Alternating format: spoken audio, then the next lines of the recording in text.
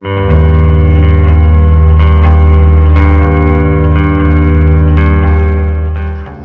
pagbabalik po, latest weather update po muli tayo. Pero bago po tayo magsimula, ako po'y nakikiusap sa inyong lahat.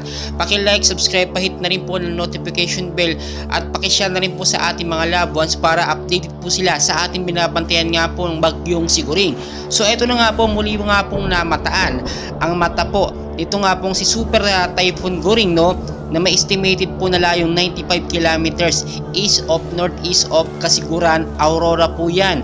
Ang hangin niya nga po, no, ay pumalo na po ngayon sa 215 kilometers per hour. Malapit pa rin po yan sa sentro. At ang bugso po'y pumapalo ngayon sa 240 kilometers per hour. Pa southwestward pa rin po na may kilos po na 10 kilometers per hour po yan. Medyo mabagal po yung kanyang pagkilos. At nakita nyo naman sa ating pinaka live radar, no, ay tumbok na tumbok po nitong si Super Typhoon na Goring. Ito nga pong Central Luzon. Sa ngayon po nakataas po ang alert, no, storm signal number 1 hanggang number 3 nga po sa ilang bahagi po, no, ng Metro Manila, especially po sa Luzon. Sa Visayas at Mindanao naman po apektado sila dahil nga po pinapalakas ng hangin habagat. Ito nga po si Super Typhoon Igay, lalo niya pong pinapalakas yan. Makikita nyo pa sa ating pinaka live track, pinaka live radar natin na dikit na dikit niya po, pasok na pasok po siya dito sa may Central Luzon.